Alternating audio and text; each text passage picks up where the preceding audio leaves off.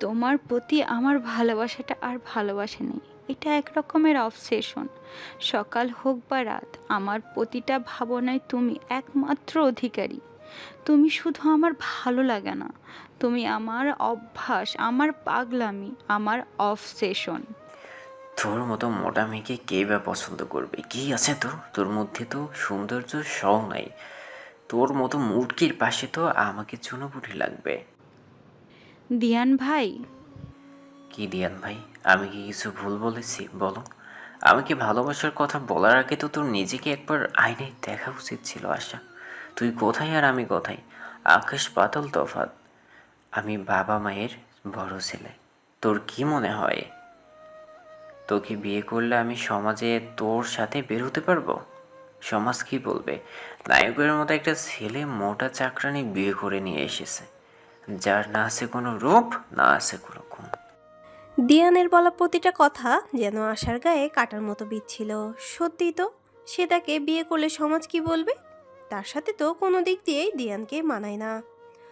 আশা এগুলো ভাবছিল আর নীরবে অশ্রু বিসর্জন দিচ্ছিল।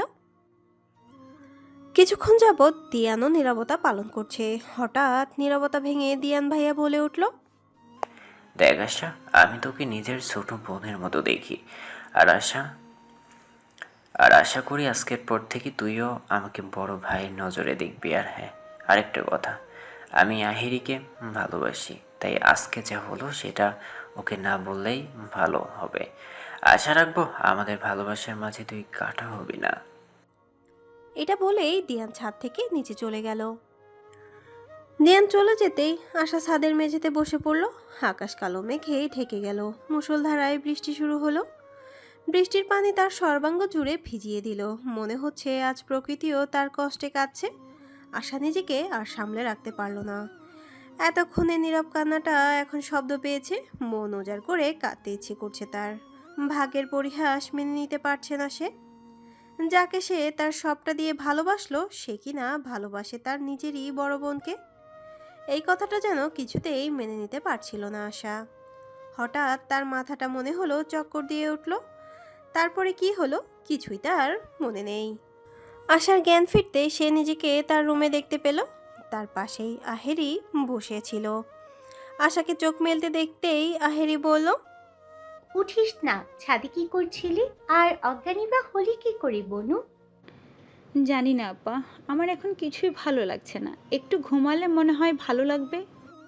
আচ্ছা তুই থাক, আমাকে একটু এয়ারপোর্টে যেতে হবে। কেন আপা? তুই জানিস না, আজকে তো দিয়ান অস্ট্রেলিয়া চলে যাবে, আবার কবে না কবে দেখা হবে, তার তো কোনো ঠিক নেই। তাই ওর সাথে একটু যাব। তোকে তো সকালেই বলেছিলাম, ভুলে গেলি? মাথা থেকে একদম বেরিয়ে গিয়েছিল। যাবি আমার সাথে? না আপা, তুই যা। আহেরি আশাকে ঘুমাতে বলে রুম থেকে চলে গেল। আশা কাঁথা মুড়ি দিয়ে নীরবে অশ্রু বিসর্জন দিতে থাকলো। সে মোটা বলে ছোটবেলা থেকেই অনেকে অনেক কটু কথা শুনেছে, কিন্তু তেমন গায়ে লাগায়নি। কিন্তু আজকে তার জীবনের প্রথম ভালোবাসা, তার দিয়ান ভাইয়ের বলা প্রত্যেকটা কথা তার হৃদয়কে চূর্ণ বিচূর্ণ করে দিল। সেদিনের পর কেটে গেছে অনেক দিন, প্রায় 5 বছর। এই 5 বছরে না আশা দিয়ানকে দেখেছে, আর না দিয়ান আশাকে। দিয়ান পড়াশোনা করে অস্ট্রেলিয়াতেই সেটেল হয়েছে। আশারও পড়াশোনা শেষের দিকে। ও হ্যাঁ, একটা কথা তো বলতেই ভুলেই গেলাম। আমাদের আশা আগের মতো সেই মোটা ফিচকা দুনে আশা নেই।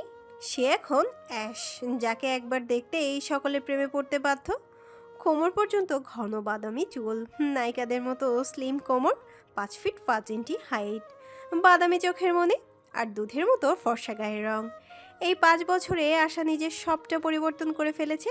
নিজের নরম মনটাকে পাথরের ন্যায় শক্ত বানিয়ে নিয়েছে, যেন কেউ চাইলেও তাকে আর ভেঙে গুঁড়িয়ে দিতে পারবে না, যেমনটা ভেঙে গুঁড়িয়ে দিয়েছিল তার দিয়ান ভাই।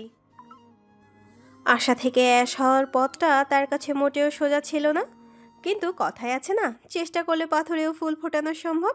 আশার দৃঢ় মনোবলের জন্য সে সব বাধাকেই পার করে আজকে নিজেকে অ্যাশ রূপে করে তুলেছে। এই পরিবর্তন অন্য কারোর জন্য না, পরিবর্তনটা একান্তই নিজের জন্য। আশার বাবা মা, আহেরি, সবাই আশার এই পরিবর্তনে অনেকটাই অবাক, কিন্তু খুশিও। তাদের মেয়ে যে তার নিজের কথা ভেবে নিজেকে এতটা পরিবর্তন করে ফেলেছে এটা ভেবেই তারা অনেক খুশি। অতীতের আশা আর আজকের অ্যাশের মধ্যে যে আকাশ পাতাল তফাৎ। আজকে দিয়ান অস্ট্রেলিয়া থেকে দেশে ফিরবে কিছুদিন পরে, আর তার আর আহিরির বিয়ে। 2 বছর আগে আহিরি আর দিয়ানের সম্পর্কের কথা তাদের পরিবারের লোকেরা জানতে পারে। তখনই তারা তাদের দুজনের বিয়ে ঠিক করে ফেলেছিল। কিছু মাস আগে দিয়ানের একটা কোম্পানিতে চাকরি হয়েছে, যার কারণে আহিরির বাবা মা আর দেরি করতে চাননি মেয়ের বিয়ে দিতে। আজকে আহেরি আর দিয়ানের আংটি বদল হবে। বাড়ির সকলে তাই ভীষণ ব্যস্ত। বিকেলে ও বাড়ি থেকে লোকজন আসবে। আজকে আংটি বদল আর 4 দিন পরেই বিয়ে। এই আশা, কই রে তুই? এতবার ডাকছি, শুনছিস না? আশা মায়ের ডাক শুনে দৌড়ে কিচেনে গেল। ডোন্ট কল মি আশা মা, কল মি অ্যাশ। তোমাদেরকে কতবার বলবো? অ্যাস না মাছের রস, ওইসব আমি ডাকতে পারবো না। আজকে ওই বাড়ি থেকে দিয়ানের পরিবার আসবে। তোর কি তা মনে আছে, নাকি সব ভুলে বসে আছিস? মনে থাকবে না কেন মা? আজকে আমার আপির কতদিনের স্বপ্ন পূরণ হবে। তুই তো শুধু সেটাই দেখলি। মেয়েটা যে কিছুদিন পরে আমাদেরকে ছেড়ে কত দূরে চলে যাবে তা তো ভাবলি না। মা তুমি কান্না করো না তো। তুই কিছু বুঝবি না। যখন তোর বাচ্চাকে বিয়ে দিবি তখনই বুঝবি। যখনকার কথা তখন, এখন বলো ডাকছিলে কিসের জন্য? ও হ্যাঁ, তালে তালে মাথা থেকে বেরিয়েই গেছে ব্যাপারটা। তুই তাড়াতাড়ি গিয়ে দেখ আহিরি তৈরি হলো কি না। কিছুক্ষণের মধ্যেই দিহানরা এসে পড়বে। ফোন দিয়েছিল, তোর বাবা ওদেরকে এগিয়ে আনতে গেছে। আচ্ছা মা। এটা বলে অ্যাশ আহেরির রুমের দিকে চেয়ে চলে গেল। এরপর থেকে অ্যাশকে আশা বলেই সম্বোধন করা হবে।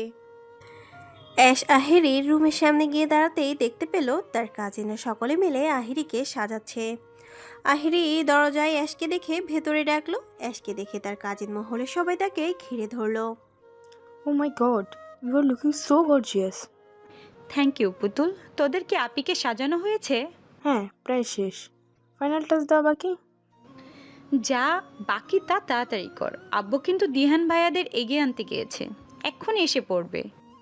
ওকে বস, গিভ মি 5 মিনিটস। আচ্ছা ঠিক আছে, তাড়াতাড়ি কর, ওনারা যখন তখন এসে পড়বে। আসুন আসুন প্লিজ, আপনারা এখানে বসুন। আহিরির আম্মু, শুনছ? ওনারা কিন্তু এসে গেছেন। আহিরির বাবার কথা শুনে আহিরির মা চাচিরা অতিথিদের জন্য নাস্তা নিয়ে এলো। আপনারা একটু নাস্তা মুখে দেন। তা তো খাবই, আগে আহিমাকে মামনিকে দেখি। আহিরের আম্মু, তুমি গিয়ে মেয়েকে নিয়ে এসো তো। আহিরির আম্মু আহিরিকে আনতে উপরে চলে গেলেন। আচ্ছা বিআই সাহেব, কিছু মনে না করলে একটা কথা জিজ্ঞেস করব। আহিরির বাবা মুচকি হেসে বললেন, না তেমন কিছু না। দিয়ানের পাশের ছেলেটা কি আপনাদের আত্মীয়? আহিরির বাবার কথা শুনে উপস্থিত সকলে দিয়ানের পাশে কালো শার্টে বসে থাকা ছেলেটার দিকে তাকালো। ছেলেটা দেখতে বিদেশিদের মতো, গায়ের রং ধবধবে ফর্সা, বাদামি চুলগুলো কপাল পর্যন্ত বিস্তৃত, চোখের মনি অ্যাশ কালার। ছেলেটার চেহারাতেই একটা বিদেশি ভাব বিদ্যমান। দিয়ান বলল, আসলে আঙ্কেল, ও আমার ফ্রেন্ড, আর তার থেকেও বড় কথা, ও আমার বসের ছেলে। আমি ওর বাবার কোম্পানিতেই জব করি। আমিও তো তাই বলি, ছেলেটার চেহারাতে একটা বিদেশি ভাব আছে। এটা বলেই আহিরির বাবা হাসলেন। দিয়ানের পাশে বসা ছেলেটা হয়তো একটু অপ্রস্তুত হলো। আহিরির বাবা সেটা লক্ষ্য করে কথা ঘোরানোর জন্য বললেন, আচ্ছা বাবা, তোমার নাম কি? বাংলা বুঝো তো? আজলান রেক। কি আজলাইন রেক? জি আঙ্কেল। বাহ, এই ছেলে তো বাংলা বোঝার পাশাপাশি বাংলা বলতেও পারে। দিয়ান বলল, আসলে আঙ্কেল, আজলানের ড্যাড মানে আমাদের কোম্পানির বস বাংলাদেশি, আর ওর মম অস্ট্রেলিয়ান। আচ্ছা, তাই বুঝি নিজের বাবার দেশের ভাষাকে খুব ভালোভাবে রপ্ত করে ফেলেছে। আজলান মুচকি হেসে উত্তর দিল। জি আঙ্কেল। কথা বলতে বলতে আহিরির বাবা আহিরির মাকে ডাকলেন। কই গো আহিরের মা, মেয়েকে আনো। ওনারা তো অনেকক্ষণ যাবৎ অপেক্ষা করছেন। দিয়ানের মা বলল। থাক বেয়াইমশাই, একটু ধীরে সুস্থে আসুক। একটা মেয়ের তো এই দিন নিয়ে অনেক স্বপ্ন থাকে। বলতে না বলতেই আহেরির মা আহেরিকে নিয়ে সবার সামনে আসলেন। পেছনে অ্যাশ আর তার কাজিন মহল। আহেরির মা আহেরিকে তার বাবার পাশে বসালেন। বাহ বেয়াইমশাই, আমার বৌমাকে তো দারুণ লাগছে, একদম পরীর মতন। আহেরি লজ্জা পেয়ে মুচকি হাসলো। দিয়ানের বাবা বলল। জি জি অবশ্যই, যখন মিয়া বিবি রাজি তো কিয়া করা কাজে। বলেই হাসলেন। তার সাথে উপস্থিত সকলেই হাসলেন। কিন্তু সকলের চোখে মুখে আনন্দের ছাপ থাকলেও একজনের মুখ দেখে বোঝা যাচ্ছে না যে সে আদৌ এই বিয়েতে খুশি কিনা। সে হলো দিয়ান। যেখানে নতুন বউ আহেরি, সেখানে তার চোখ যেন আহেরির দিকে নয়, বরং তার পেছনে থাকা মেয়েটার দিকে আছে। সে যেন সে মেয়েটার মধ্যে অন্য কাউকে খুঁজে যাচ্ছে। হঠাৎ আজলানের ডাকে সে বাস্তবে ফিরে আসলো। এই ব্রো, কি করছো? নিজের বউকে ছেড়ে অন্যের বউয়ের দিকে তাকিয়ে আছো যে? ভাবিকে কি পছন্দ হয়নি? আরে আইলান ব্রো, কি যে বলো না, 6 বছরের প্রেম আমাদের, পছন্দ হবে না কেন? আমার যেন মনে হলো তুমি ভাবিকে না, ভাবির পেছনে লাইট পার্পল রঙের ড্রেস পরা মেয়েটার দিকে তাকিয়েছিলে। দিয়ান ধরা পড়া চোরের মতো তোতলানো শুরু করলো। আরে তেমন কিছু না, পিছনের মেয়েটাকে আমার কেমন যেন চেনা চেনা লাগছিল। মনে হচ্ছিল মেয়েটাকে আমি চিনি, কিন্তু মনে করতে পারছি না। আহ, তাই আমার চেনা একজনের সাথে মিলাচ্ছিলাম, কিন্তু সে এই মেয়ের মতো এতটা সেক্সি হবে না। বলে আজলানের দিকে তাকে একটা বাঁকা হাসি দিল। আস্তাক ফিরুল্লাহ ব্রো, নিজের দৃষ্টি সংযত করো। কিছুদিন পর তোমার বিয়ে, আর এখনো অন্য কারো জিনিসের উপর নজর দিচ্ছ। আজলান আর দিয়ানের কথা বলার মাঝেই আহেরির বাবা অ্যাশকে একটা চাবি দিয়ে বলল। ইয়াস মামুনি, রুম থেকে আন্টি নিয়ে এসো তো। অ্যাশ চাবি নিয়ে চলে গেল। অ্যাশ চলে যেতে আসলাম সাহেবকে আহেরির বাবাকে জিজ্ঞাসা করলেন। Uncle, if you don't mind, can I ask you a question? হ্যাঁ বাবা, বলো। এইমাত্র যে মেয়েটা গেল, সে কি আপনাদের কিছু হয়? মানে আপনাদের রিলেটিভ? আসলাম সাহেব চোখের মুখে গম্ভীরতা এনে বললেন। এমন প্রশ্ন? আসলাম সাহেবকে বাকি কথা বলতে না দিয়ে দিয়ান বলল। আসলে আঙ্কেল, আমিও কথাটা জিজ্ঞাসা করতে চেয়েছিলাম। মেয়েটাকে তো আগে কখনো আপনাদের বাড়িতে দেখিনি, আর আশাকেও তো আসার পর থেকে একবারও দেখলাম না। আসলাম সাহেব মুখে হালকা হাসি এঁটে বললেন। আসলে দিয়ান বাবা, ওই আশা। কিন্তু আপনি তো একটু আগে অ্যাশ বললেন, আর আগে তো ও এমন ছিল না। আমরাও তেমন কিছু চাই না, হয়তো কিছু একটা হয়েছিল মেয়েটার। তুমি অস্ট্রেলিয়া চলে যাওয়ার পর পর কেমন যেন বদলে গেল মেয়েটা। কিন্তু কথা আছে না, সৃষ্টিকর্তা যা করেন ভালোর জন্যই করেন। আমার মেয়ের ক্ষেত্রেও তেমনটাই হয়েছে। আজলান আস্তে আস্তে দিয়ানকে জিজ্ঞাসা করলো। ব্রো, এটা কি সেই আশা যে তোমাকে প্রপোজ করেছিল? এটাই কি ভাবির সেই ছোট বোন? তুমি যা বলেছিলে তার কিছুই তো মেয়েটার সাথে মিলে না। দিয়ানি বা কি বলবে, সে চুপচাপ আজলানের কথা শুনে যাচ্ছে। আজ তার মুখের ভাষা যেন হারিয়ে গেছে। সে কিছুতেই বিশ্বাস করতে পারছে না যে এটাই সেই আশা, যার প্রেমের প্রস্তাব সে 5 বছর আগে রিজেক্ট করেছিল। ইতিমধ্যে অ্যাশও একটি আংটি নিয়ে এসে পড়েছে। দিয়ান এক দৃষ্টিতে তার দিকে তাকিয়ে আছে। অ্যাশ সেটা বুঝতে পারলেও তেমন পাত্তা না দিয়ে তার বাবার হাতে আংটি দিয়ে তার কাজিনদের কাছে চলে গেল। এদিকে দিয়ান অ্যাশের যাওয়ার পানে তাকিয়ে আছে। অ্যাশ তার কাজিন মহলের কাছে আসতে কিছু কথা শুনতে পেল। ও মাই গড, সেটা কি জোস রে, একদম হিরোদের মতো। পাশ থেকে আর একজন বলল। হিরোদের মতো কি রে? হিরোই তো, শুনলি না? অস্ট্রেলিয়া থেকে ওর বাবার কোম্পানিতেই তো দিয়ান দুলাভাই জব করে। আরেকজন বলল। এই ছেলেকে যে পাবে তার তো কপাল তো জয় আমিরের লুঙ্গির মতো খুলে যাবে। ছেলেটা একদম আমার পছন্দের উপন্যাসের নায়কের মতো। এটা বলে নিজের দুহাত বুকে চেপে ধরল। এটা ভালোই বুঝতে পারছে যে তার কাজিন মহলের সকলে কোনো একটা ছেলের উপর ক্রাশ খেয়েছে। সে তাদেরকে ভেঙিয়ে বলল। যেই না চেহারা, নাম রেখেছে পেয়ারা। এই তোদের কি আর কাজ নেই? যাকে দেখিস তার উপরে ক্রাশ খাস? আরে বেব, তুই একটু তাকা সেটার দিকে। তুই যদি ক্রাশ না খাস তাহলে আমি তোকে 500 টাকার ফুচকা খাওয়াবো। এটা বলে এই পুতুল অ্যাশকে আজলানের দিকে ফিরিয়ে দিল। আজলানকে দেখতেই তার সময় যেন থমকে গেল। সে যেন প্রথম দেখাতেই তার প্রেমে পড়ে গেছে। দেয়ানের থেকে রিজেক্ট হওয়ার পর এই 5 বছরে সে কোনো প্রেমের সম্পর্কে জড়ায়নি। প্রেমের সম্পর্কে জড়ানো তো দূরের কথা, সে কোনো ছেলের দিকে তেমন তাকায়ও নি। কিন্তু আজলানকে দেখার পরে যেন তার হার্টবিট ফাস্ট হয়ে গেল।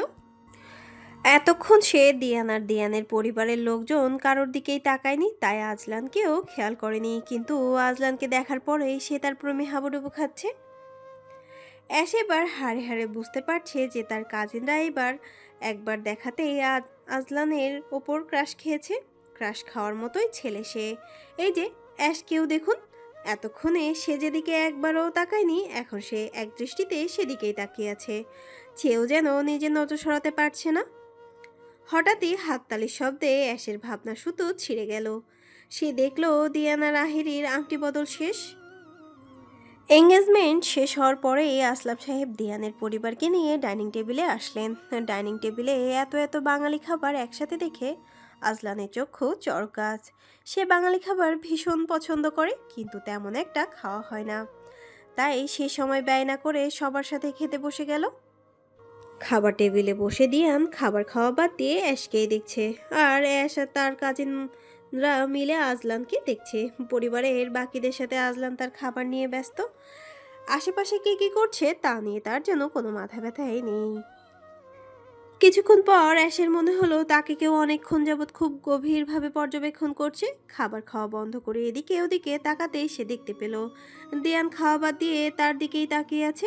দিয়ানে তাকানো দেখে তার কেমন যেন অস্বস্তি হচ্ছে। চোখ নামাতে যাবে তখনই দিয়ানের সাথে তার চোখাচোখি হলো। চোখাচোখি হওয়াতে অ্যাশের অস্বস্তির মাত্রা যেন দ্বিগুণ বেড়ে গেল। যে সে খাবার শেষ না করেই তাই উঠে গেল। অ্যাশের পরিবারের বাকিরা এটা স্বাভাবিকভাবেই নিল। অ্যাশ খাওয়ার পরে ছাদে এসে দাঁড়িয়েছিল। এটা তার নিত্যদিনের অভ্যাস। আকাশের পানে তাকিয়ে যে এক মনে অতীতের কিছু কথা ভাবছিল। হঠাৎ সে তার পেছনে কারো উপস্থিতি অনুভব করলো। পেছনে তাকাতেই সে যাকে দেখতে পেল তা দেখে সে পুরোই অবাক। সে বিস্ময়ের স্বরেই বলল, আপনি? অ্যাশের সামনে দাঁড়িয়েছিল তার 5 বছর আগের ভালোবাসা, তার দিয়ান ভাইয়া। যদিও সে নিজেকে আগের থেকে অনেক পরিবর্তন করে নিয়েছে, তারপরেও তার কোনো একটা সময়ে তো সে এই লোকটাকেই ভালোবাসতো। তাই হয়তো আজও দিয়ানের প্রতি তার সামান্য দুর্বলতা কাজ করে। আপনি আপনি এখানে কেন এসেছেন? কেন আসতে পারি না? আসতে পারবেন না কেন? আপনি এ বাড়ির হবু জামাই, আপনি এই বাড়ির যে কোনো প্রান্তে যেতে পারেন।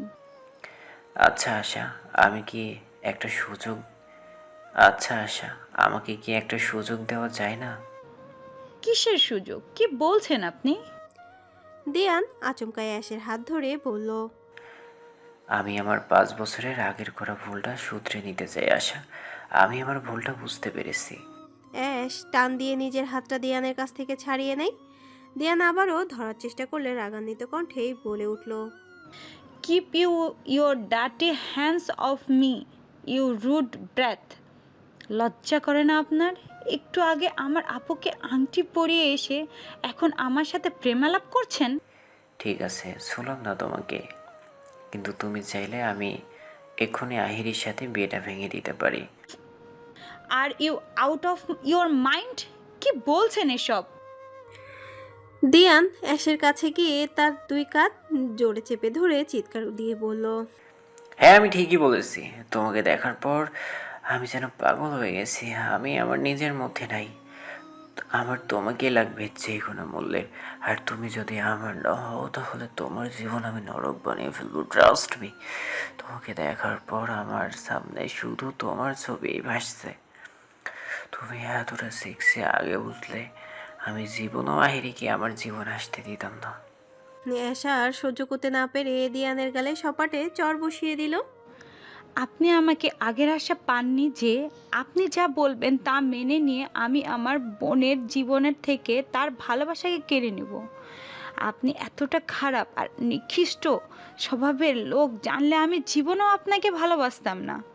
আমার তো এখন নিজের রুচির উপর নিজেরই ঘৃণা হচ্ছে। থু। এটা বলেই অ্যাশ চোখ ভর্তি জল নিয়ে ছাদ থেকে নেমে গেল। দিয়ান গালে হাত দিয়ে তার যাওয়ার পথে তাকিয়ে আছে। অ্যাশের হাতের 5টা আঙুলের ছাপই এখনো দিয়ানের গালে। দিয়ান তাতে হাত বোলাতে বোলাতেই বলল, আমার গালে জ্বর মেরে তুই নিজের বিপদ নিজেই ডেকে আনলে আশা। তোর জীবন যদি আমি নরক বানিয়ে না দিই তাহলে আমিও দিয়ান চৌধুরী না। বলে দিয়ান বিশ্রী একটা হাসি দিল। সেদিনের পর কেটে গেছে আরও 2টো দিন। সেদিনের ঘটনার পর আর অ্যাশ দিয়ানের সামনে পড়েনি। এমন না যে দিয়ান তাদের বাড়িতে আসেনি কিংবা তার সাথে দেখা করার চেষ্টা করেনি। এই 2 দিনে দিয়ান আর আজলান কমপক্ষে 10 বার এই বাড়িতে আসা যাওয়া করেছে। যেহেতু অ্যাশের পরিবার দিয়ানকে ছোটবেলা থেকেই চেনে, আর কিছু দিনের মধ্যে দিয়ান এই বাড়ির জামাই হবে, তাই তারাও কিছু বলেনি। দিয়ান বাড়িতে আসার পরে বারবারও অজুহাত খুঁজছে অ্যাশের সাথে কথা বলার জন্য, কিন্তু অ্যাশ তাকে বিন্দুমাত্র সুযোগ দেয়নি। যতক্ষণ দিয়ান আর আজলান বাড়িতে থাকতো ততক্ষণ সে তার রুম থেকে বের হতো না। যদিও মাঝে মাঝে বের হতো, কিন্তু সেটাও শুধু আজলানকে এক নজর দেখার জন্য। প্রথম দেখায় সেই আজলানের প্রেমে পড়ে গিয়েছিল। কথায় আছে না, লাভ এট ফার্স্ট সাইট, ঠিক তেমন চাই। আজকে আহিরি এসেছে দিয়ানের সাথে বিয়ের শপিং করতে। কালকে বিয়ে, আর আজকে তার বিয়ের শপিং করতে এসেছে। অ্যাশ আসতে না চাইলেও আহিরি তাকে জোর করেই নিয়ে এসেছে। আহিরি আর অ্যাশ শপিং মলের বাইরে দাঁড়িয়েছিল। তখন সেখানে একটা গাড়ি এসে থামলো। গাড়িটা চিনতে আহিরির বেশি সময় লাগলো না। গাড়িটা দিয়ানের। প্রথম বেতনের টাকা দিয়ে সে এই গাড়িটা কিনেছিল। গাড়িটা আহিরিরই পছন্দ করা। দিয়ান আর আজলান গাড়ি থেকে নামতে আহিরি দিয়ানের কাছে চলে গেল। এত দেরি করলে কেন দিয়ান? সরি জান, এমন আর হবে না। আচ্ছা ঠিক আছে। আরে আজলান ভাই আছে? হ্যাঁ ভাবি, কেমন আছেন? এই তো আলহামদুলিল্লাহ ভালো। আপনি কেমন আছেন? এই তো চলছে। তা আপনার বোন কোথায়? তাকে তো দেখছি না। আসেনি নাকি? এসেছে, আমি প্রায় হাতে পায়ে ধরে এনেছি। আসতেই চাইছিল না। ও মনে হয় একটু ওপাশে গিয়েছে। তো ব্যাপার কি আজলান ভাইয়া? কিসের ব্যাপার ভাবি? এই যে আমার বোনের এত খোঁজ খবর নেওয়া হচ্ছে, বলি ব্যাপারটা কি? আমাকে কিন্তু বলতে পারেন। আরে তেমন কিছু না ভাবি, ওই এমনি আর কি। বুঝি বুঝি, ওই দিন আমরাও পেরিয়ে এসেছি। দিয়ানের বোধ হয় আজলান আর আহিরির কথাবার্তা পছন্দ হলো না। সে একটু রাগ দেখিয়েই বলল, আমরা কি আজকে শপিং করতে পারবো, নাকি তোমরা এখানেই দাঁড়িয়ে শুধু কথাই বলে যাবে? তাহলে তোমরা কথা বলতে থাকো, আমি চলে যাই। দিয়ানের কথা শুনে আহিরির মনটা খারাপ হয়ে গেল।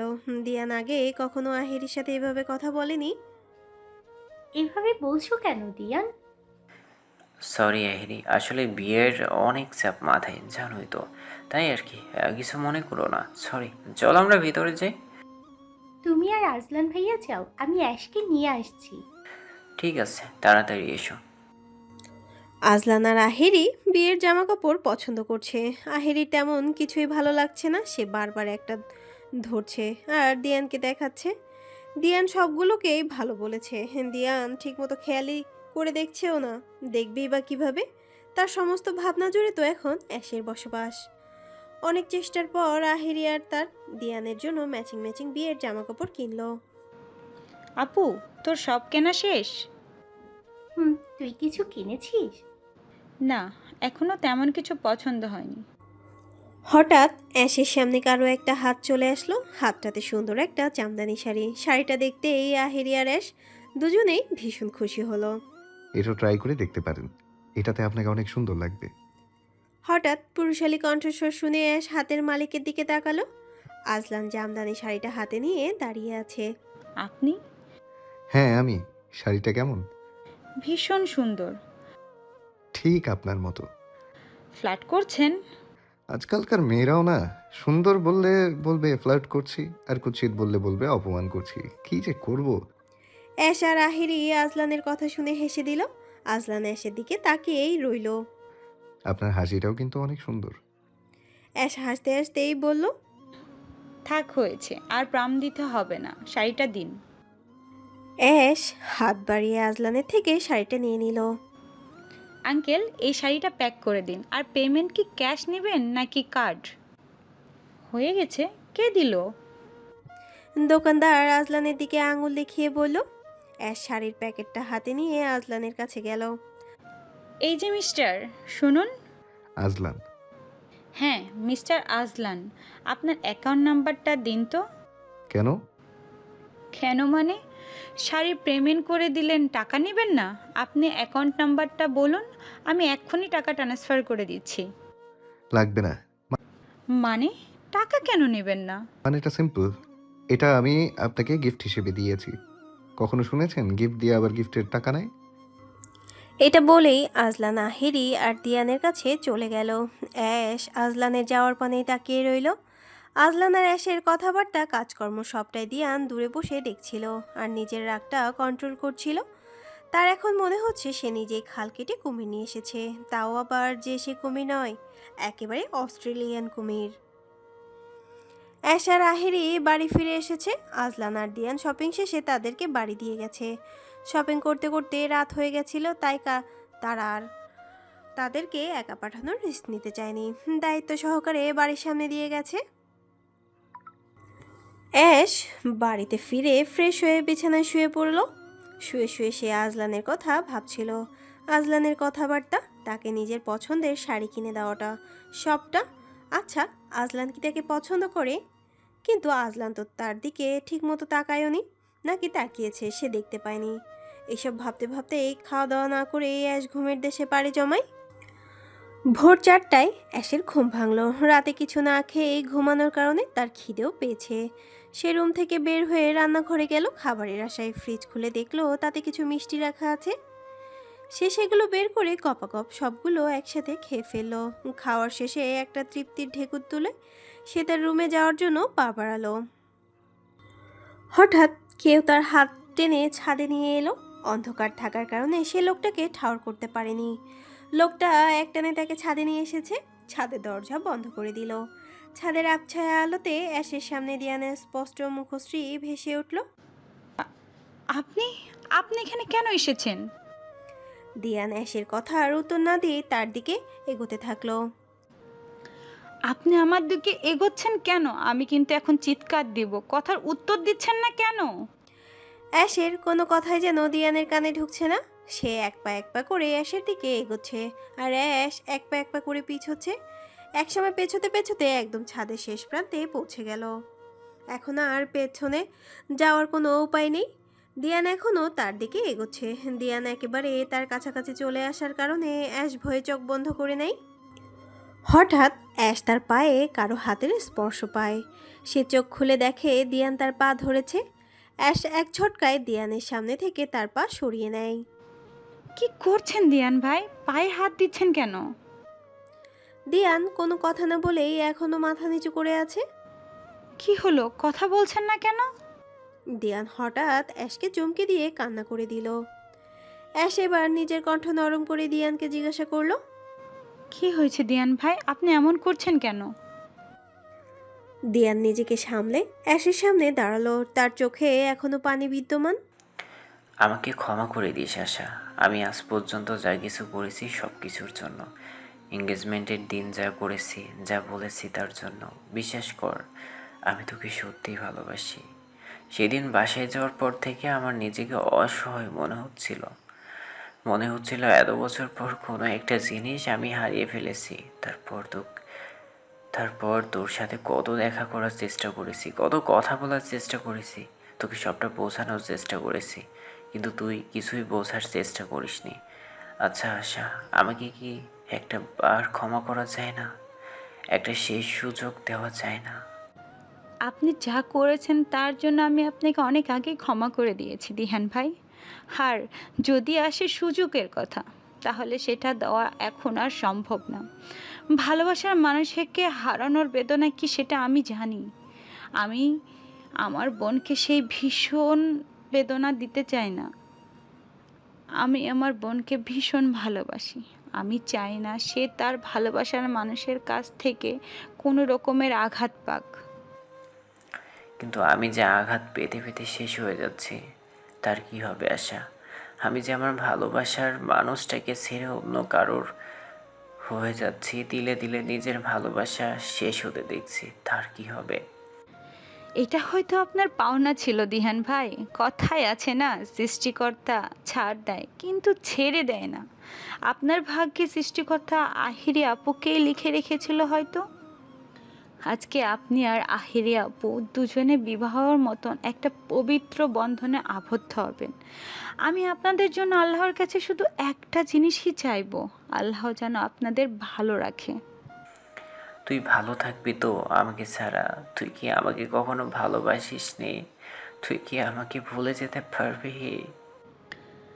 ভালো হয়তো বেসেছিলাম, কিন্তু সেটা ছিল আমার কৈশোরের প্রথম প্রেম।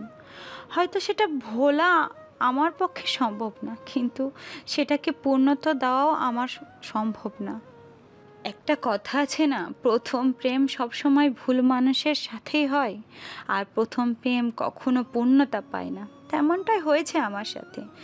আমার প্রথম প্রেম একটা ভুল মানুষের সাথেই হয়েছিল। হয়তো আপনার জন্য এখনো আমার মধ্যে সামান্য আবেগ কাজ করে, কিন্তু বিশ্বাস করুন, আপনার জন্য এখন আমার মনে এক বিন্দুও ভালোবাসা নেই। কথাগুলো তুই কি নিজের মন থেকে বলছিস? হ্যাঁ। তুই যখন আর আমাকে নিজের জীবনে চাস না, তখন আর আমিও তোকে জোর করব না। আমি হয়তো তোকে জোর করতে পারতাম, কিন্তু ভালোবাসার মানুষের সাথে কখনো জোর খাটে না। আজ থেকে আমি শুধু একজনেরই ভালোবাসি, সেটা হচ্ছে আহিরি। হয়তো তোর জন্য মনের কোনো এক ভালোবাসা থাকবে, কিন্তু সেটা সবসময় সুপ্ত থাকবে। তুই শুধু আমাকে একটা কথা দে। কি কথা? তুই এটাই কথা দে যে আমাকে ভাই ভেবে হলেও তুই আমার সাথে ঠিক আগের আসার মতো কথা বলবি, ফ্রিলি সব কিছু শেয়ার করবি। তোর সব সমস্যার কথা তুই আমাকে জানাবি প্লিজ। আমার এই একটা কথা তুই রাখ। আমি আর জীবনেও আমার ভালোবাসার দাবি নিয়ে তোর সামনে আসবো না। শেষের কথাটা বলার সময় দিয়ানের কণ্ঠ কাঁপছিল। ঠিক আছে। বলে অ্যাশ দিয়ানের দিকে তাকিয়ে একটু হাসার চেষ্টা করলো। দিয়ান অ্যাশের থেকে সম্মতিসূচক উত্তর পেয়ে ছাদের আর এক মুহূর্ত দাঁড়িয়ে থাকলো না, সে তৎক্ষণাৎ সেই স্থান ত্যাগ করলো। দিয়ান চলে যাওয়ার পরে অ্যাশ নিজের রুমে চলে আসলো। মজার কথা হলো, আজকে দিয়ানকে প্রত্যাখ্যান করার পরেও তার মন খারাপ হয়নি, বরং ভালো লেগেছে। এইভাবে যে দিয়ানের সাথে তার সম্পর্কটা আগের মতো হয়ে যাচ্ছে, হয়তো দিয়ান তার প্রথম ভালোবাসা ছিল, কিন্তু অনেক আগে সে তার ওপর থেকে মুখ সরিয়ে নিয়েছে, মুভ অন করে নিয়েছে। তাই তো আজকে দিয়ানের কোনো কথাই তার মনে প্রভাব ফেলতে পারেনি। সকাল থেকেই বিয়ের তোড়জোড় শুরু। দুপুরে গায়ে হলুদ আর বিকেলে বিয়ে। বাড়িতে অতিথিরা আসতে শুরু করেছে। বাচ্চারা পুরো বাড়িতে দৌড়াদৌড়ি করছে। এত শব্দের মধ্যে অ্যাশার বিছানায় শুয়ে থাকতে পারলো না। সে বিছানা থেকে উঠে ফ্রেশ হয়ে নিচে এলো। নিচে নামতে গিয়ে তার চোখ গেল ড্রয়িং রুমের সোফাতে। সোফায় তার ফুপি শিউলি বেগম আর তার মেয়ে লিলি বসে আছে। লিলি আর অ্যাশ সমবয়সী, তারা দুজন একই ভার্সিটিতে আর একই ক্লাসে পড়ে। তারা ভালো বান্ধবীও বটে, কিন্তু শিউলি বেগম মানুষ হিসেবে ততটা সুবিধার নেই। সে অ্যাশকে দু চোখে সহ্য করতে পারে না। তার একটাই কারণ যে অ্যাশ লিলির থেকে বেশি সুন্দরী আর পড়াশোনায়ও লিলির থেকে এগিয়ে। যদিও এতে লিলি আর অ্যাশের কোনো সমস্যা নেই, তাদের মধ্যে এটা নিয়ে কোনো হিংসে বিদ্বেষ নেই। অ্যাশ লিলিকে দেখে দৌড়ে তার কাছে চলে এলো। অ্যাশ লিলির পাশে বসে গল্প শুরু করলো। শিউলি বেগম সোফা থেকে উঠে রান্নাঘরে চলে গেল। আহিরিকে হলুদের জন্য তৈরি করা হচ্ছে। অ্যাশ আর তার কাজিনরা আগেই তৈরি। তারা এখন সবাই মিলে আহিরিকে তৈরি করছে। একটু পরে ও বাড়ি থেকে হলুদের তত্ত্ব নিয়ে আসবে। আহিরিকে সাজানো শেষ করে সবাই মিলে তাকে গায়ে হলুদের স্টেজের কাছে নিয়ে এসেছে। কিছুক্ষণ আগেই ও বাড়ি থেকে হলুদের তত্ত্ব নিয়ে এসেছে। আহিরিকে স্টেজে বসানোর সাথে সাথে হলুদের প্রোগ্রাম শুরু হয়ে গেছে। একে একে সবাই এসে আহিরিকে হলুদ লাগাচ্ছে। অ্যাশ তো আহিরিকে হলুদ লাগাতে এসে কেঁদে ভাসিয়েছে। এত বছর যার সাথে নিজের সুখ দুঃখ ভাগ করে নিয়েছে, এখন সে অন্য বাড়িতে চলে যাবে সেই বাড়ির বউ হয়ে। চাইলেও আর এ বাড়িতে তার সাথে থাকতে পারবে না, এটা ভেবেই সে কান্না করে ভাসিয়েছে। সবাই মিলে অনেক কষ্টে তাকে থামিয়েছে। লিলি তো মজা করে তার গালে এক খাপলা হলুদ লাগিয়ে দিল। এটা কি করলি তুই? কি করলাম? হলুদ লাগালি কেন? যেন তোর বিয়েটা তাড়াতাড়ি খেতে পারি, তাই লাগিয়েছি। মানে? কেন, তুই জানিস না বইয়ের লাগানো হলুদ যদি কোনো অবিবাহিত মেয়ের গায়ে লাগানো হয় তাহলে তার বিয়ে তাড়াতাড়ি হয়? এটা বলে লিলি হাসতে থাকলো। এগুলো সব কুসংস্কার। হতেই পারে, আবার নাও হতে পারে। এটা বলে আবারও অ্যাশের গায়ে হলুদ লাগিয়ে লিলি দিল দৌড়। অ্যাশও হলুদের বাটি নিয়ে লিলির পেছনে দৌড়াতে থাকলো। হঠাৎ ধাক্কা খেয়ে পড়ে যেতে নিলে কেউ তাকে শক্ত হাতে ধরে ফেললো। অ্যাশের হাতে থাকা বাটির সম্পূর্ণ হলুদ লোকটার গায়ে পড়ে গেল। অ্যাশ ঠিক মতো দাঁড়িয়ে সামনে থাকা লোকটাকে সরি বলতে লাগলো। ভালো করে দেখতেই সে বুঝতে পারলো এটা আজলান।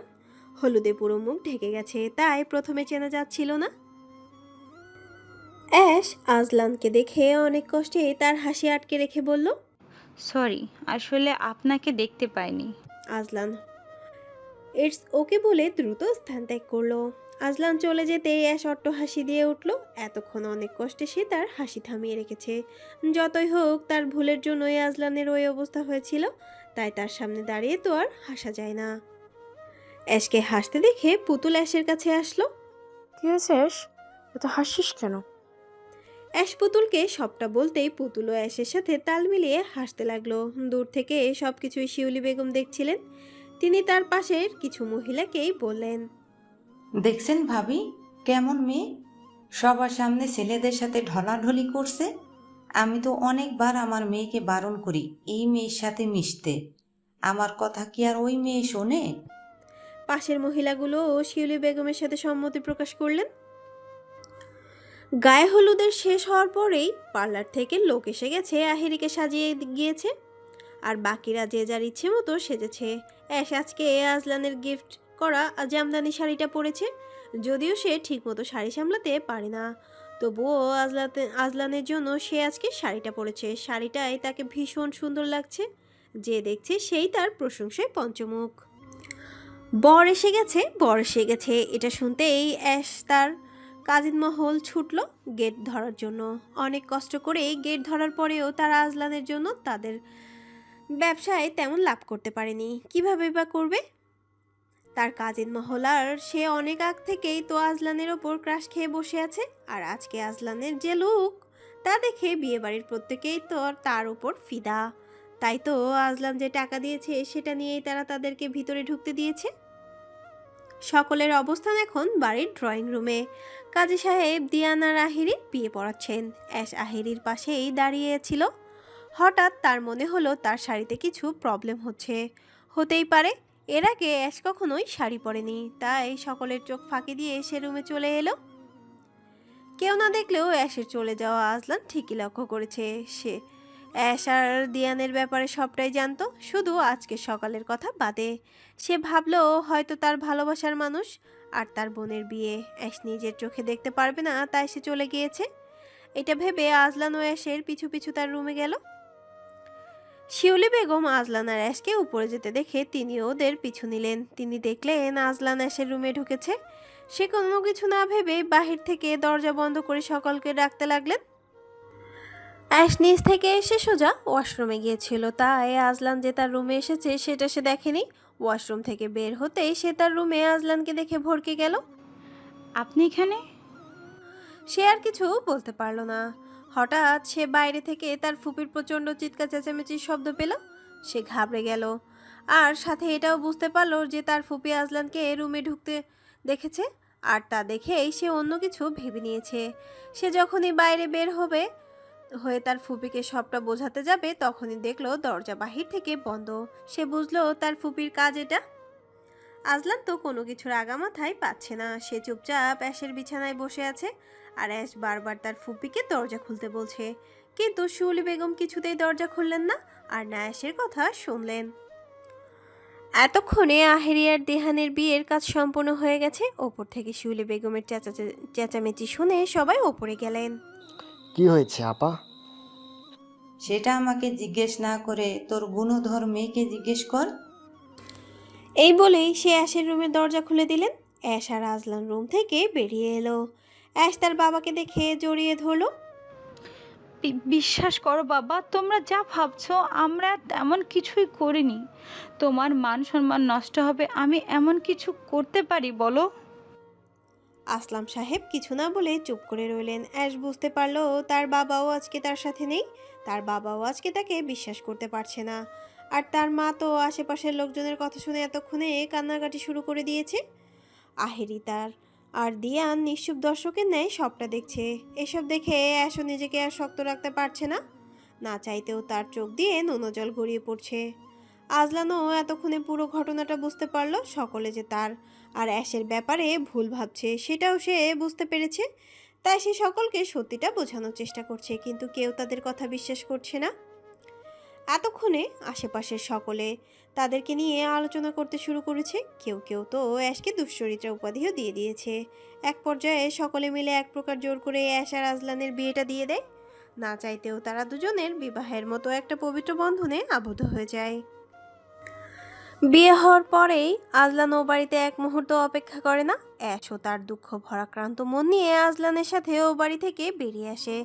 বাবারাই এক অনিশ্চিত ভবিষ্যতের দিকে। তারা দুজনেই সেই রাতে অস্ট্রেলিয়া যাওয়ার জন্য আজলানের বাবার পার্সোনাল ফ্লাইটে রওনা দেয়। তোরাক, মেলবোর্ন, অস্ট্রেলিয়া। জায়গাটা মেলবোর্ন শহরের একটা অভিজাত এবং বিলাসবহুল উপশহর। এটি ভিক্টোরিয়া রাজ্যের অংশ এবং মেলবোর্ন সিবিডি থেকে প্রায় 5 কিলোমিটার দক্ষিণ পূর্বে অবস্থিত।